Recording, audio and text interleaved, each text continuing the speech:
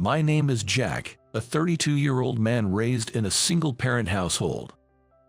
My parents divorced when I was in elementary school, and the reason was my father's infidelity.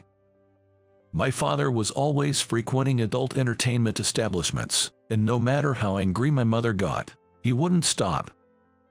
Eventually, he had a child with one of the women from those places, and my mother was furious. I'm sure she was heartbroken, but it seemed like her anger outweighed her sadness.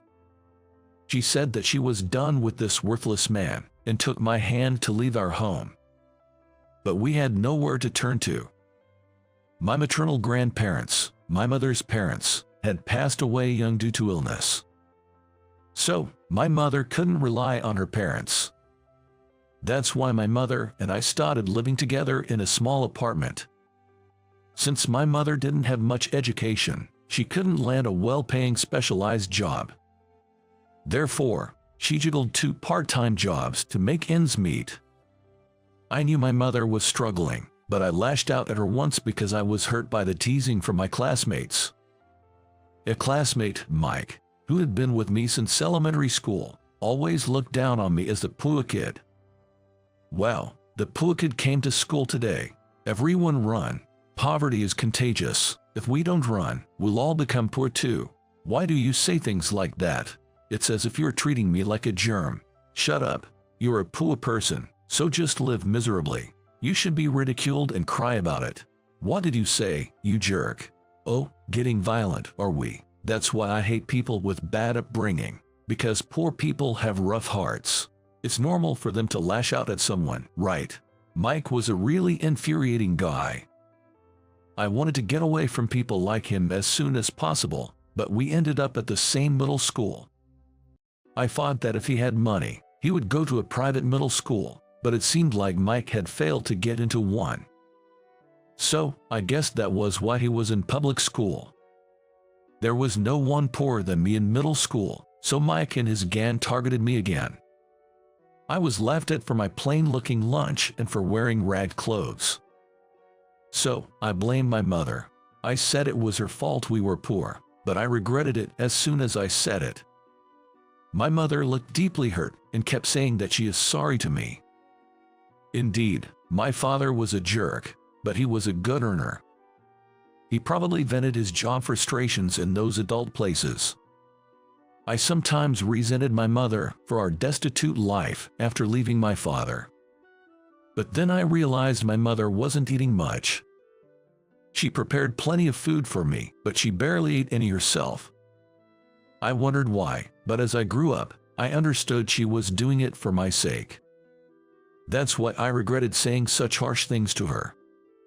My mother, worn out by years of hard work, including night shifts, eventually became bedridden. By the time I was in high school, she could barely get up, so I took on most of the household chores. Every time she apologized, it felt like a tightening pain in my chest. I realized I had been too dependent on her. After graduating from high school, I started working. One day, on my way home from work, I bumped into Mike, who had become a college student. He ridiculed me for not going to college and working instead. Well, so you didn't go to college and are working now. Guess the best you can do is be a low-wage laborer. It suits someone raised in a single-parent household like you. People like me, from wealthy families, go to college and even get fancy cars. Oh, is that so? Well, I'm satisfied with my life, so it doesn't matter what you think.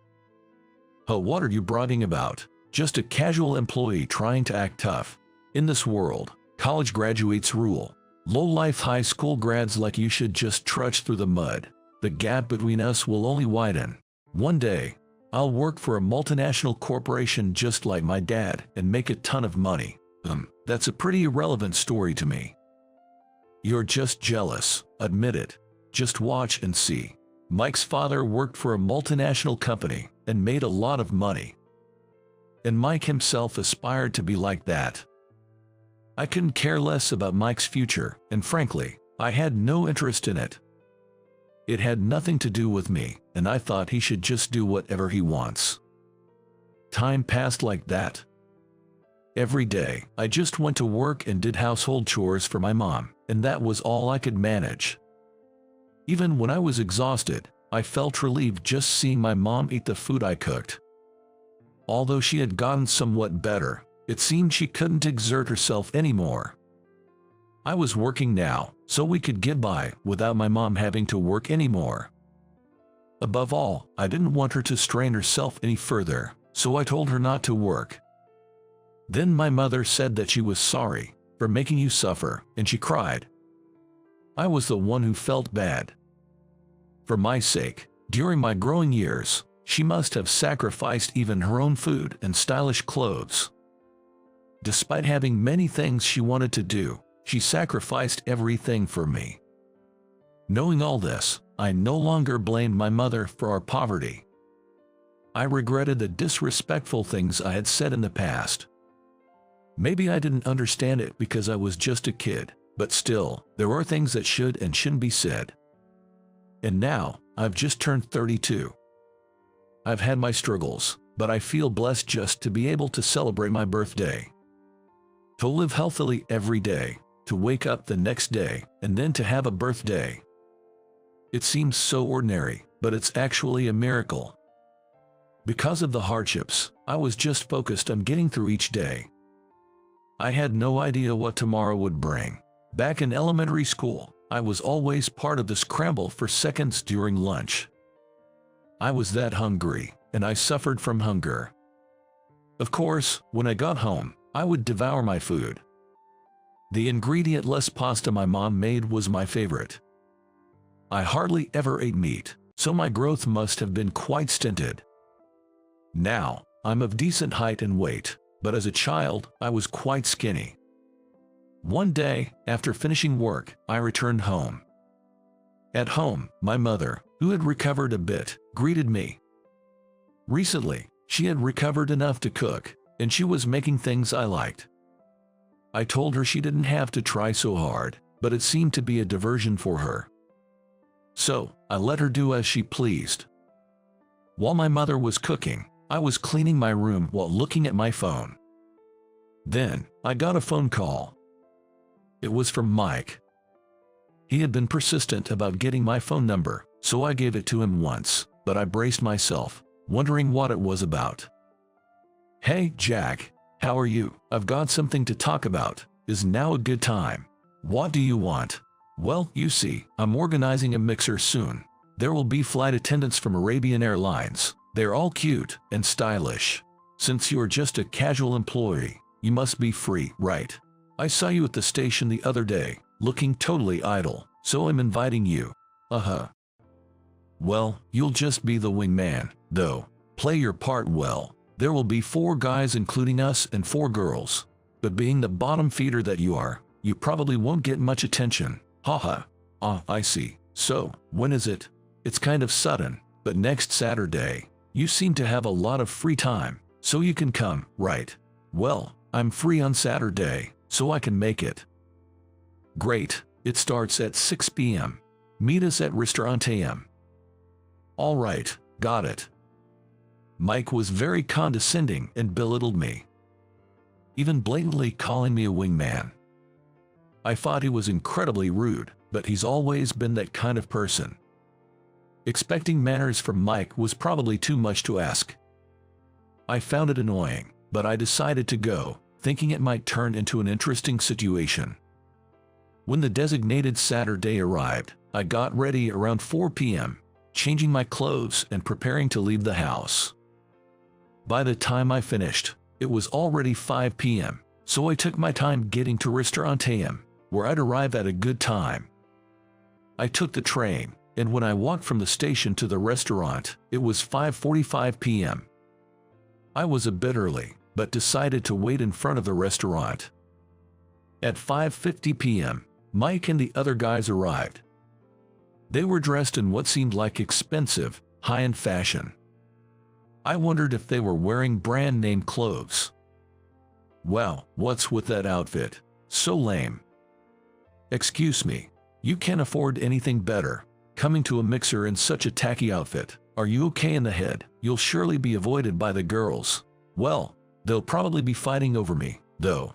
The other guys laughed raucously, making me think they were just like Mike. Mike had the most vulgar laugh among them. I didn't think my outfit looked that poor, and I wondered why they had to belittle me so much. I wasn't bothering anyone, nor was I making anyone uncomfortable. Anyway, I followed Mike and the others into the restaurant. After 6 p.m., the girls arrived. They were flight attendants from Arabian Airlines, all tall and slender. It's like models. Sorry to keep you waiting. It's fine, it's fine. Come on, sit here. So, you're Emily, Jennifer, Catherine, and Lily, right? Yes. Wow, you all are so cute. You all work for Arabian Airlines, right? Yes, we're all colleagues. So, you're all the same age, then. We ordered drinks. While waiting, we started introductions, with the girls going first. I'm Emily, working for Arabian Airlines. I'm 25 years old. I'm Jennifer. I was born in March, so I'm still 24, but we're all colleagues. Wow, you're all so young. Max, Johnson, myself, and Jack here are all 32-year-old old men. Sorry for being old guys. Okay. Mike seemed particularly old-fashioned and creepy. I was sure the flight attendants must have been thinking it was gross. Their faces seemed strained. The other guys also said weird things, confusing the flight attendants. I wondered what they would do if they were accused of harassment. Even if they didn't intend to, the girls must have found their comments unpleasant. Then it was the guys' turn for introductions, and Mike gave a confident and lengthy self-introduction. I'm Mike, 32 years old and working in a trading company. I actually wanted to work for a multinational company, but a trading company isn't bad either. At this age, I'm already earning an annual salary of $80,000, so I can buy anything I want. Look, my watch today is Bulgari, and my shoes are Armani, and my hat is Gucci. Nice, right? Do you girls have any favorite brands? I'll buy them for you sometime. Ask for anything, just kidding. Internally, I was thinking, so gross. Mike, despite being only 32, sounded like a creepy old man in his 50s, with his relentless fawning. He was decked out in a mix of brands, which honestly made my eyes hurt. At least some coordination would have been better, but with a different brand for each item like his hat and shoes, it just looked odd. I wasn't sure if it was my lack of fashion sense or Mike's, but I definitely thought it was weird. Then, Mike pointed at me and burst out laughing. This is my classmate, Jack. Unlike me, he's at the bottom of the barrel. Grew up in a single-parent household, poor, and only finished high school. Hilarious, right? Hey. And he's a casual employee at his age. I see him at the station sometimes, looking so idle and envious. Oh, how nice it must be to have so much free time. Then, the flight attendants swarmed around me, saying things like, "Come on, Mike, what are you talking about? There's no way this man is a casual employee. Excuse me, why don't you say anything, Mr. Iran? When is your next first-class trip to Dubai?" Next week. Oh, is that so? I'm looking forward to seeing you on board again. Thank you for always flying with us. Mike seemed utterly clueless about what was happening. The other guys were also taken aback, staring at me. I was suddenly surrounded by the 4 flight attendants, creating an unexpected harem scene. Mike worked in a trading company, and the other guys were from megabanks and such. They couldn't fathom why someone like me, whom they thought was at the bottom, was being fawned over by attendants from the prestigious Arabian Airlines. But in reality, I'm far from being at the bottom. It's Mike and the other guys who think that. I'm actually the chairman of a certain company. You guys thought I was a casual worker, but I'm more like semi-retired. Actually, I'm the chairman of a company. What? Seriously? You know Global Food Corporation, that's my company. That one that's been doing incredibly well recently. The one started by a young entrepreneur that surpassed major food manufacturers in just 3 years. Yep, that's the one. I worked in a food processing factory after high school and used that experience to start my own food company. We may not be as well known as the major players, but our sales exceed theirs. How much do you make, then? My executive compensation is about $10 million. I used to make a bit more as a CEO, but I'm not that strapped for cash. The company's profits are more important, and it's not good for executives to be overpaid. 10 million. Mike nearly fell off his chair with his overreaction. The other guy's eyes were wide open.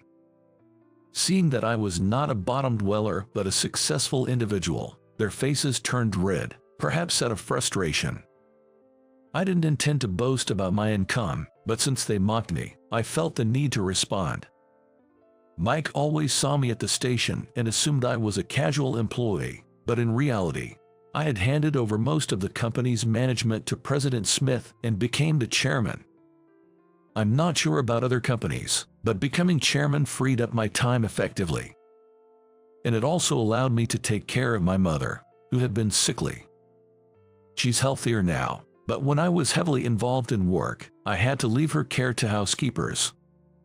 But since she raised me, I wanted to take care of her myself, so I switched to working remotely and occasionally visited the office. But how could you start a company? Even if you worked at a food processing factory, you couldn't have had the expertise. That story about being the chairman must be a lie, right? It has to be. No, it's not a lie. Why would I tell such a pointless lie? I'm the founder and current chairman of Global Food Corporation. When I said I wanted to start a company, people who cared about me at the factory, like President Brown, invested in my idea. Really, I was well liked at the factory because I worked hard, so when I shared my dream of owning a company, President Brown and some clients invested. That's how I got to where I am today. So, it's actually you. Yeah, I don't appear in the media, so nobody really knows my face. Being shy, I had always declined media interviews. Also, my face isn't on the company's website. So, no one knew I was associated with Global Food Corporation. But it was different with these flight attendants.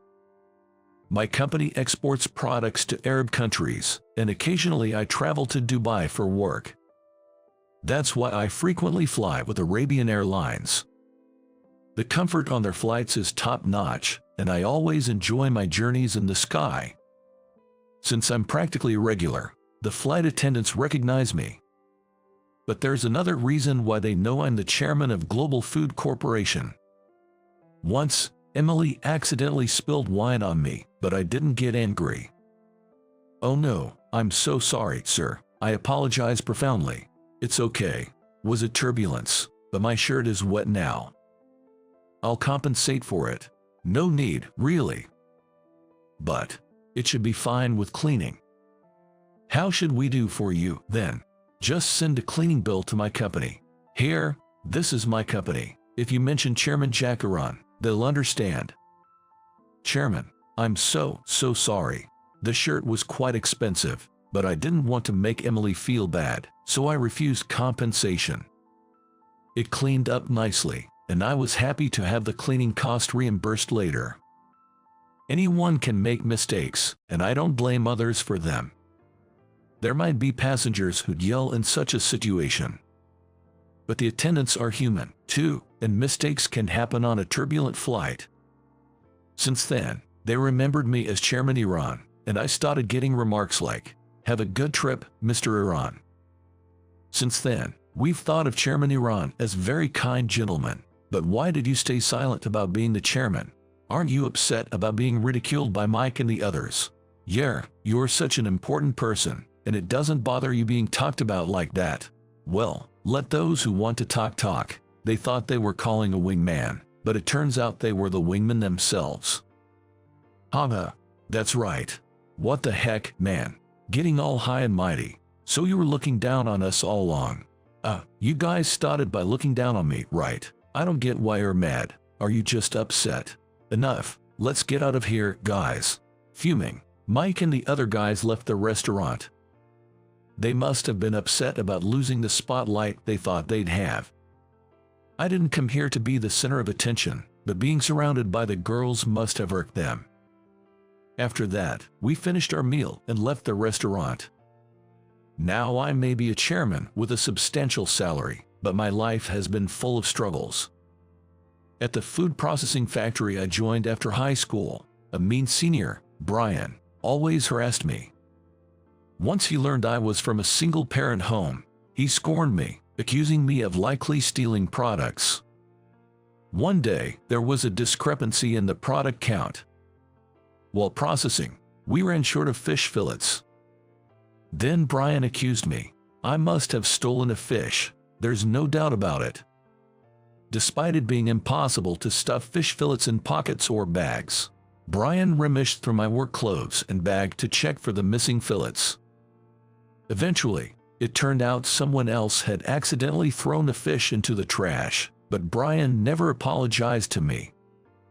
I sometimes wanted to quit because of people like him, but the experienced part-time ladies and President Brown were very kind. Knowing I was struggling with poverty, they occasionally brought me home-cooked side dishes or shared products with me. I had never been treated so kindly before, so I was moved to tears. It also made me realize that eating is essential for living. The dishes the ladies cooked and the products President Brown gave me were all delicious. Eating them at the dinner table with my mom, saying how tasty everything was, I realized that food can change people. I wanted to create more delicious food to make people across the USA smile. And eventually, I hoped to bring joy to people around the world, which led me to start a food company. When I shared this idea with President Brown at the factory where I worked, he said it was a great idea. He even offered to support me with funding if I was truly committed. Furthermore, clients I had connections with also helped me out, and I managed to establish the company. Initially, our products didn't sell at all, but when we developed easy-to-prepare items, they became a hit among working mothers and parents raising children. Considering the growing number of working women who need quick meal solutions, this was a timely success. As my mother gradually regained her health, she also gave me advice. Her opinions, being a cooking enthusiast, were invaluable, and our ready-to-use series turned out to be a huge hit. In countries with larger families, the need for cooking in bulk is significant. In the USA, having 3 kids is considered a lot, and 4 is like, wow, those parents are amazing. But globally, there are many families with even more children, and they are often in poor conditions. So, they can't always afford to feed their entire family delicious meals. I launched an international version of the ready-to-use series with affordable and tasty products made from local ingredients, suitable for cooking in large quantities. Surprisingly, it was a hit overseas too. Even ingredients that were previously discarded were turned into delicious meals, increasing our shipments. Since then, I've been developing various unique products. I've created snacks rich in protein and calcium, and guilt-free foods for late-night cravings, targeting dieters. These products became popular among office ladies and were even featured in women's magazines. I want everyone to eat deliciously and stay healthy. Having been starved for food as a child, I think I have a strong attachment to food. Now, I'm passionate about creating delicious foods. I plan to keep developing new products in the future. For instance, environmentally friendly products and those focusing not just on health but also on beauty. Also, I want to contribute to society through my food company. Supporting developing countries with food issues and developing products using local agricultural produce are just some of the ways. Through these initiatives, I aim to bring smiles and health to people worldwide. And ultimately, I want to lead a fulfilling life myself. I truly believe that managing a food company allows me to enrich my life while contributing to society. Thanks for your hard work. Here's dinner for today. Wow, it looks delicious. Your favorite, cheese-less mac and cheese. Brings back memories. The mac and cheese my mother served me had no cheese in it. It was her unique recipe, sparing even the cost of cheese. It had onions, which were always in our fridge. My mother always said onions were good for health, so she made sure to buy them regularly. My mother felt that even buying cheese was too extravagant, so she hadn't bought it since the divorce. Instead, she put onions in her version of mac and cheese. The seasoning was only thick cream sauce. It made me realize that food isn't just about following recipes, it can be flexible. For instance, fried chicken doesn't always have to be made with chicken. It could be inexpensive pork or anything available at home. I started thinking that housewives and house husbands who cook could break away from traditional concepts. That's why I started developing products that could be easily prepared with ingredients already at home. In a way, my mother played a huge role in creating my hit products. She always said she hadn't done anything, but I owed to her for getting this far. One day, I flew with Arabian Airlines again. I was returning to the USA from a business trip. Someone winked at me on the flight. It was Emily, the flight attendant. She seemed interested in me, stealing glances my way. I, too, had been interested in Emily and hoped to get closer to her. Later, at the airport, she approached me, pulling her trolley, and invited me to dinner. Having never been asked out by a woman before, I wondered if I was dreaming. But Emily's eyes were earnest. "I'm so glad you came. I've always wanted to get closer to you," she said. "Really? That's nice to hear," I replied. "Thank you for being so kind when I made that mistake. I've liked you ever since that incident," she confessed. "Like, as in love? Yes, I've fallen for you. Please, would you go out with me?" "What, really? Am I not good enough because I'm just a flight attendant?" "No, it's not that at all. It's just, are you sure you want to be with someone like me? It's because it's you. Please, let's date seriously." I was astonished by her confession. Sure, I hadn't gotten angry when Emily spilled wine on my shirt. Mistakes happen, and getting angry doesn't help. But she saw me as kind. I never thought of myself as particularly kind, nor did I consider myself mean. People who are cruel often lack self-confidence. Like Mike. I heard from other flight attendants that Mike was still hosting mixers. But his arrogant attitude meant he wasn't popular with the ladies. No matter how well off or employed at a trading company, no one wants to be with someone with such a personality. My relationship with Emily began, and I eventually introduced her to my mother. Mom adored her, treating her like a daughter. Since dating Emily, my life changed significantly. Having a girlfriend brought a sense of security, positively affecting my work and daily life. Every day felt purposeful, filled with motivation. Being with her naturally brought more smiles and a sense of peace. Our dates were rare due to our busy schedules, but they were always enjoyable, and time flew by. Every outing was so fun that parting was always regrettable. Emily, being a busy flight attendant, meant that I had to adjust my work and personal time to make room for moments with her. Even though becoming a chairman allowed me more freedom than before, I was still very busy. One day, when I proposed to Emily, she expressed her desire to become a full-time homemaker to support me. Leaving Arabian Airlines, a job she had worked hard to get, must have been a huge decision. But I was thrilled that she wanted to be a full-time homemaker to be with me. As my mother's health had fully recovered, Emily and I decided to live together in a high-rise apartment near my family home. In reality, our family home wasn't the shabby apartment many thought it was, but a luxury apartment.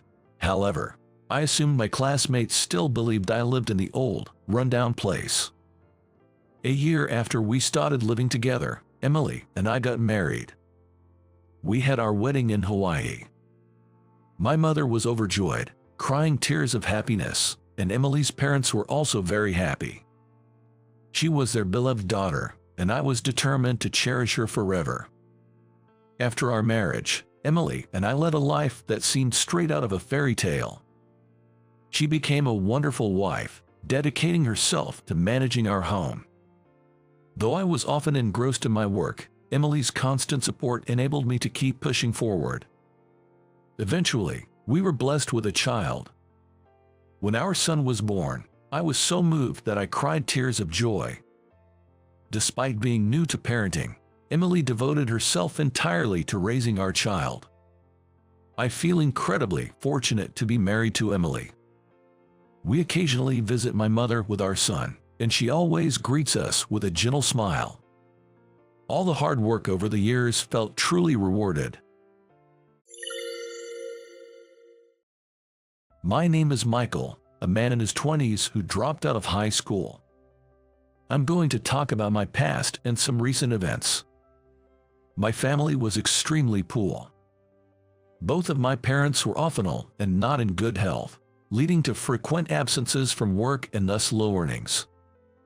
Moreover, they both worked part-time jobs, so it's probably more accurate to say we were living in extreme poverty. We had 2 younger brothers at home, making it even harder to get by with our parents' part-time incomes. Sometimes, our neighbors would share some rice with us, but those moments made me feel utterly miserable. While other families managed without needing to receive rice, I often wondered why we were so impoverished. I sometimes thought it would have been better if they hadn't had me, given our poverty, but such thoughts were useless. Since I was already born, there was no point in thinking about it. We had to live desperately, struggling to survive, even if it meant crawling and working just to eat. That's why my middle school days were absolutely terrible. I was constantly mocked and ridiculed by a wealthy boy in my class named Chris. His father worked for a trading company and seemed to be making a lot of money. Chris was in a public middle school, having spent his earlier years in elementary schools abroad. During French lessons, he'd show off his proficiency, flaunting his pronunciation skills, which I found incredibly arrogant. But I couldn't compare to Chris in either academics or sports. He was smart, excelling in all subjects besides French, and on top of that, he was a great soccer player, popular among the girls. Even Emily, the class beauty and the school's queen, seemed smitten by Chris. Emily had a bit of an older sister vibe, and I never heard her talk about the type of guys she liked. She didn't seem to engage in romantic gossip like the other girls, which made her seem somewhat cool to me. Chris appeared to have a crush on Emily, but he seemed reluctant to confess his feelings. He acted as though it was natural for all girls to come to him, which I found repulsive. I despised his arrogant attitude and silently cursed him in my mind. Chris insulted me even more, constantly calling me poor or low class. "Hey, isn't your uniform frayed? Aren't you going to fix it?" "Well, I guess someone as low class as you can't afford new things. Both your parents work part-time, right? If I were you, I'd get a new one right away. But you, Michael, you'd probably wear clothes even if they're torn. How miserable. That's the life of the lower class for you. So what? It's not like I'm bothering you, Chris. Just leave me alone, will you? How dare you talk back to me, you poor loser. Do you know who I am? I'm the son of an elite businessman. I don't want to hear such nonsense from someone as dirt poor as you. But the impressive one is your father, not you, Chris. You're just a middle school student who hasn't turned anything. Like a small man acting arrogantly through borrowed authority. Pathetic. What? Say that again. Your parents look poor and dirty, almost like homeless people, and you probably don't even bathe, right? That shabby apartment you live in probably doesn't even have a bath. Ahaha. Poor people can't even lead a basic cultural life. What a masterpiece. Enough. I'm going home. Chris's harassment about my frayed uniform was incredibly annoying. He bragged that his family was wealthy enough to buy new things immediately, which was probably true. He would carelessly throw away things like erasers in the school trash bins, even if they were still usable. To me, it seemed wasteful to throw away things that were still functional. One day, Chris casually threw away an eraser. It was more than half used, so I quietly picked it up. Seeing this, Chris burst into laughter. "Oh wow, have you started picking up trash now? You're just like a homeless person. Michael, you're the epitome of poverty. You're surely headed towards being homeless. Here, take this eraser, I'm giving it to you. Oh, do you want this half-eaten lunch too? You always have just a single bun. You probably can't even afford proper bread. My family only eats the finest bread. Cut it out. Why are you always so mean? Chris, you are really messed up." "You're defending Michael, huh? Do you know who I am? I'm the son of an elite. I too will become an elite in the future. Just shut up. I won't be silent. I hate people who are as mean as you. Even if you're good at academics and sports, you don't deserve respect. Instead, I respect Michael, who is a better person. He always takes the initiative in tending the flower beds." "Hey, that's enough. Don't make yourself a target for Chris. Just forget about me." "Oh, so you respect this trash more than me? That's funny. He's a useless bull guy who can only tend flower beds. A person who's useless in studies and sports is unnecessary in this world. People like me are what society needs. Ha ha ha ha. Just shut up. All of you. That's enough, Michael, let's go over there." The only person who stood up for me was a classmate named Kevin. His father was a police officer. Perhaps that's why he had such a strong sense of justice. He always intervened in bullying and was quick to help those in need. Kevin always helped me, making him the only bright spot in my otherwise terrible middle school days. As I reached the third year of middle school, it was time to decide on our future paths.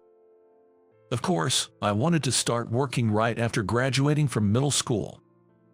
My father and mother worked hard every day despite their struggles, and I had younger brothers to think about. So, I decided not to pursue further education and to work for the sake of my family instead.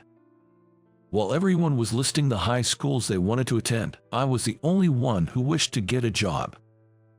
Chris said he would attend a famous private boys' school in the prefecture. It was known for its high tuition fees, which made me realize how wealthy he really was.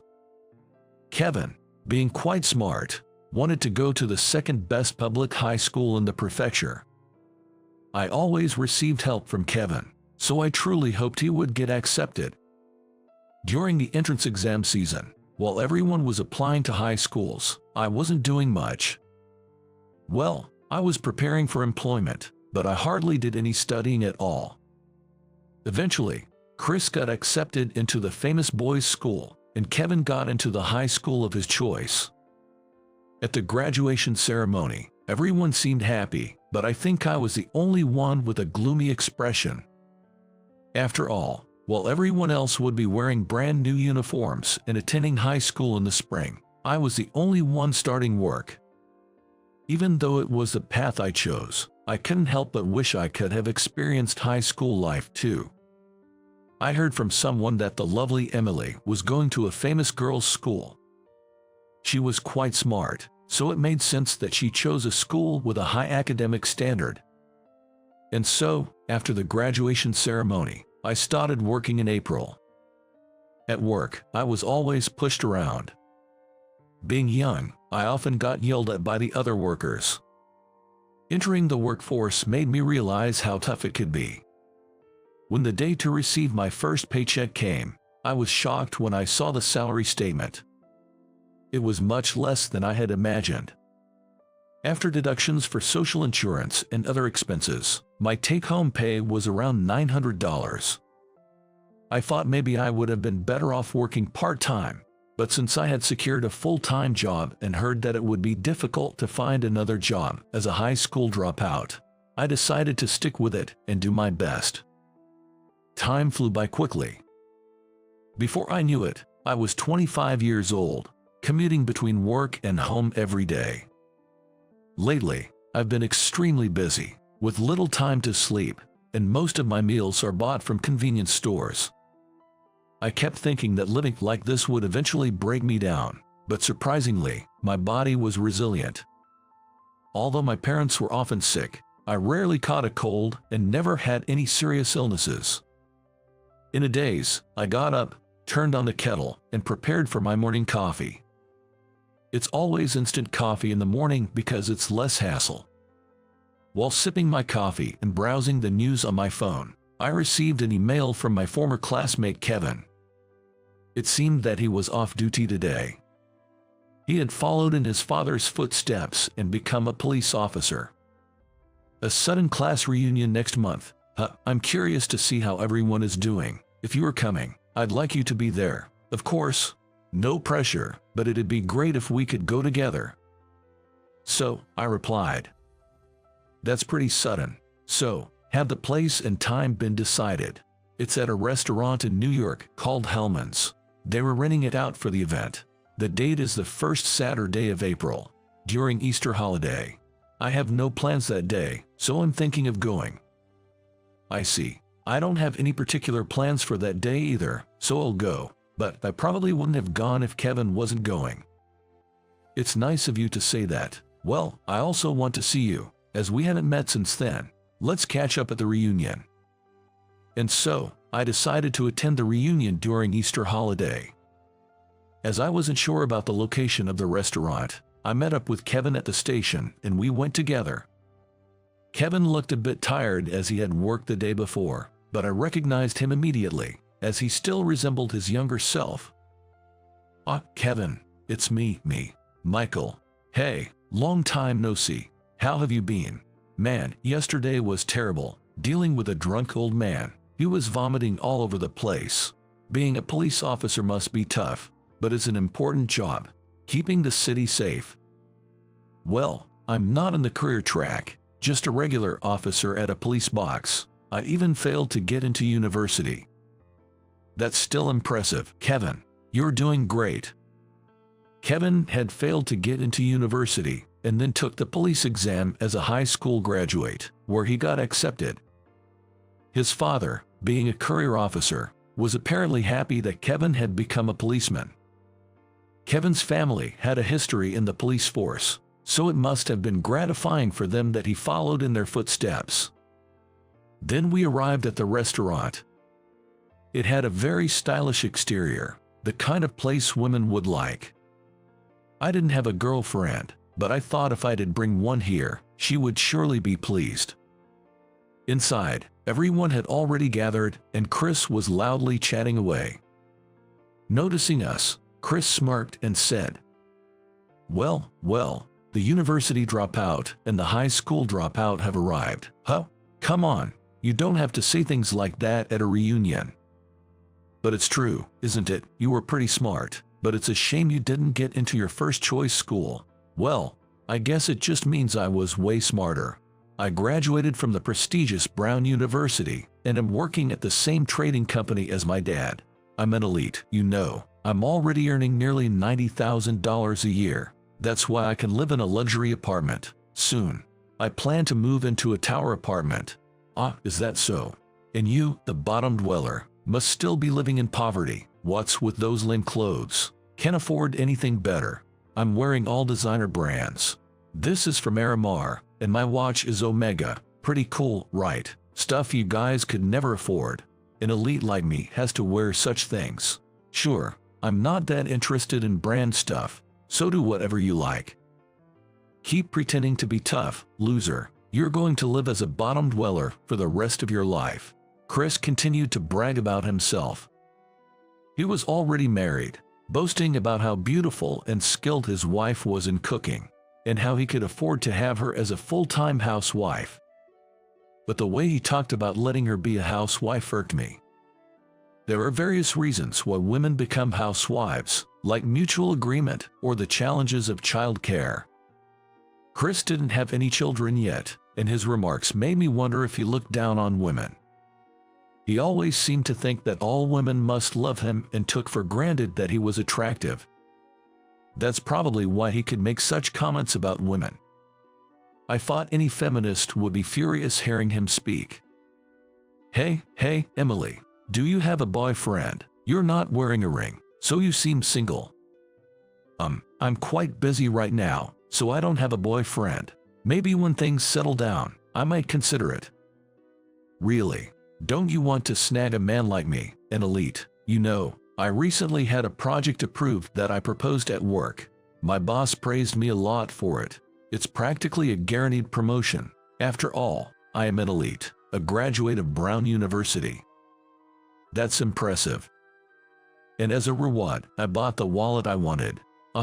It cost $1,800, but that's normal for an elite like me. Working hard in a trading company. Wow, that's something. Emily, who was the school's queen, was still elegant and beautiful. In fact, she seemed even more refined than in middle school, almost like a young lady from a good family. I had heard that Emily's family was quite wealthy, but I didn't know exactly what her parents did. I guessed Emily wouldn't be interested in a nouveau rich like Chris. Moreover, Chris, despite being married, was flirting with Emily, which was truly distasteful. He kept boasting about his greatness, but Emily seemed utterly uninterested. Then Chris glanced at us and turned back to Emily, saying, "Do you know, this guy's annual income is only $9,000. I'm making $81,000 now, and it's almost reaching $90,000. It's so sad, isn't it? Being a high school dropout really puts you at the bottom." Hey, that's enough. Look, his parents were both part-timers living in a crappy apartment. Living in such a run-down place is just pathetic. When I lived abroad, my dad was an expat, and we stayed in a condo with a maid. I plan to be stationed abroad too and live in a luxury condo. I'll let my wife enjoy being an expat wife, and if we have children, I'll send them to international schools, just like I did. Stop it already. That's enough. I just wanted to leave. I had hoped to enjoy the reunion with Kevin, but it turned out to be too much. However, it suddenly started raining outside, and since I didn't have an umbrella, I decided to wait inside the restaurant for a while.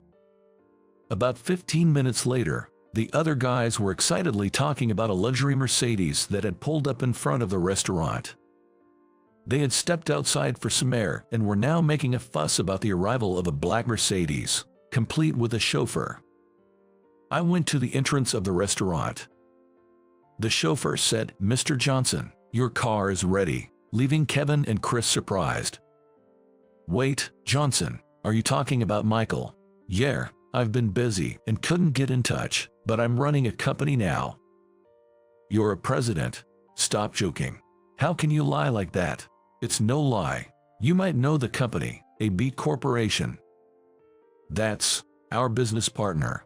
Not knowing the president of a partner company, that's just pathetic. I've always known that Chris was from BC Trading Company. After all, I've seen you coming in and out of our office. "What? I can't believe you're Johnson, the president of the major AB Corporation. I apologize for what I said earlier. Please don't report me to the headquarters. I don't mix personal grudges with business. Though, I might request to change the person in charge. By the way, Chris, I heard you've been unpleasant to our female employees." "What? I just received an email from that employee. This isn't personal. I'll be formally filing a complaint. It'll be interesting to see what happens next." I pulled out some money and handed it to Chris. Everyone was excitedly gathering around the Mercedes, but Emily stood composed and dignified. "Did you enjoy making fun of Michael, saying his annual income is just $10,000? She asked Chris. Chris was at a loss for words. "Well, that's because," Emily pressed. "Where did you even get the idea that his income was $10,000? "From the company he first joined. I heard the pay was low." Chris defended himself. Emily counted. "Didn't Michael work his way up from there? You have no idea how hard he must have worked. I'm fed up with her talk. I'm leaving." "Emily, wait. I guess I'll head back too. Come on, Emily and Kevin. I'll give you a ride home." Chris was furious. "Damn you. Just disappear. I'm leaving anyway. It'll be interesting to see what happens to you," I replied coolly. I instructed the chauffeur to first drop off Kevin at his home. Then, I found myself alone with Emily, feeling somewhat awkward. I wasn't good with women and didn't know what to talk about. but I was genuinely glad that Emily had stood up for me. I had always found her beautiful and had secretly harbored feelings for her since middle school. However, coming from a poor family and being shabbily dressed, I never dared to approach her. Emily was intently gazing outside. Unable to do anything about the rain, I had called for a car. As Emily watched the rain beating against the window, she finally spoke. "I knew you were a very hard-working person, Michael," Emily said. "Really? I didn't think I did anything to make me seem that way," I replied. "Remember when you cleaned the school and removed stains that others couldn't? Or when you helped with the script for the cultural festival when everyone else was about to give up? You always helped out. I thought you were very diligent," she explained. "I didn't know you thought of me that way. I was just the poor guy who was always made fun of by Chris. He's still being mean to me," I said. "Ignore people like that. They're probably insecure. I dislike show-offs who only care about looking good. I don't want to associate with such people," Emily advised. "Yeah, you're right. Chris is still the same brooding guy. I don't want to become like him," I agreed. "You won't. You're humble, even as a company president. A friend of mine from university works at your company. She says you're a kind and good president," Emily revealed. "Really? I had no idea. Who is she?" I asked, surprised. "Sarah, my best friend from university," Emily answered. "Ah, Sarah. She's a very capable employee. I had no idea there was a connection," I realized. To my surprise, among my company's employees was Emily's university classmate. I was a bit shocked as I hadn't known about this connection before. You never know how or where people are connected. That's why I've always believed in valuing relationships and treating people with care. I had saved money working at my first job after dropping out of middle school. While I contributed to my family's expenses, I managed to save most of my earnings, always being frugal. Eventually, I decided to pursue the job I had always wanted. I have always wanted to become a president one day to make life easier for my family. Motivated by the desire to repay my parents, I started my own business at a young age. At first, my business didn't turn much, but gradually, it began to grow exponentially. Its rapid success surprised everyone around me. I even started trading with Chris's company, BC Trading. Chris frequently visited my company, and I had been observing him all this time.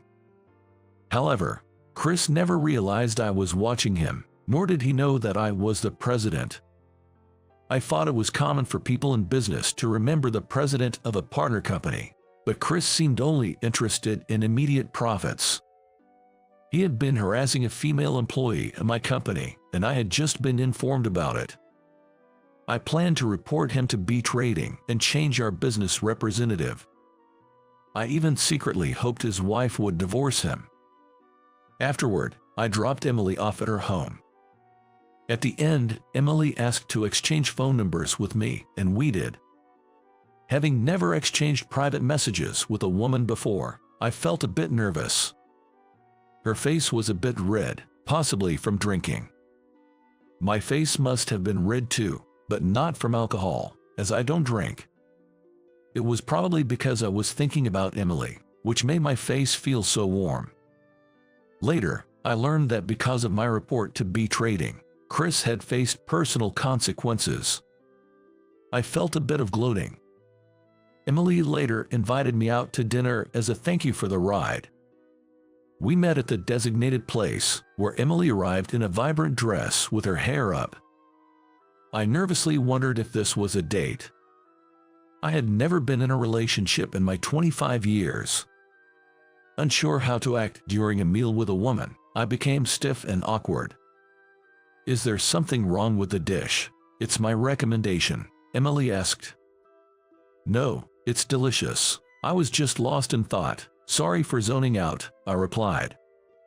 "What were you thinking about?" she inquired. "Well, I can't really say," I hesitated.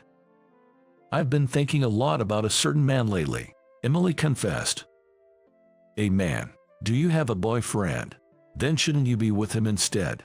If he finds out, he might get angry. I should leave. I panicked. Don't be silly. I don't have a boyfriend. I never really wanted one. I've been busy with work. But lately, when I think about a certain classmate, my heart races, she revealed. Is that about me? I gasped. That's about you, Emily said. She smiled mischievously and winked at me. I was taken aback. Was Emily always this playful? Emily, who had always been cool and kept to herself since middle school, was now smiling at me.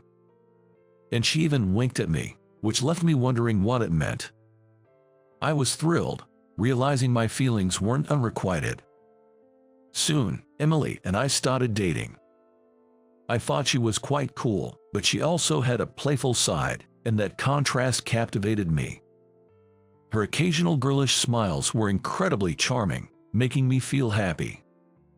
Realizing I was the only one who saw the side of her made me grin. It's almost been a year since Emily and I started dating. I went to our date location with the engagement ring I had chosen for Emily. Emily was waiting for me at the station and handed me a coffee. With Christmas approaching, the city was brightly decorated with illuminations. After enjoying some shopping with Emily, we headed to a high-end restaurant. It was a bit early, but it was the season to enjoy Christmas dinner. Emily had a business trip next week, so we decided to have our date today. At the restaurant, I quickly took out the box with the ring. Emily, I chose this ring, thinking it would suit you. It's a token of my love. Please, will you accept it? Is this an engagement ring? Oh, I'm so happy. I didn't know I was valued so much, to be loved this much by you. Of course, you're my precious girlfriend. Emily, I want you to stay with me. I will cherish and care for you for the rest of my life, and I'll value our family. And of course, if we have children, I'll actively participate in parenting. So please, will you marry me? I love you too. Let's be together from now on. I'm looking forward to it. And so, Emily and I got engaged. I never thought I could have such ordinary happiness. I was disliked and poor as a child but managed to turn things around with my own efforts. But when I think about it, it wasn't just my own doing. Kevin, who always stood up for me, and my parents, who raised me with great effort, were always there for me. So, I decided to proudly tell Kevin and my parents about the engagement. When I informed Kevin by email, he was overjoyed. He even called me, crying with happiness for me. I was grateful to have such a good classmate, and I ended up crying too. I'm so happy for you, marrying Emily. I want to attend the wedding, be as happy as you can be, and never let go of Emily, no matter what happens, Kevin said. Yay, I know. Thanks, Kevin. I was so happy when you helped me in middle school when Chris bullied me. I'm so lucky to have had a classmate like you. After that, we visited each other's families to inform them and gain their approval. We held our wedding ceremony. Kevin came and cried while congratulating us. He's really a sentimental guy. Since then, Emily and I have been living together, combining our strengths as a couple. I'm determined to take good care of my wife, Emily, who is now my life partner.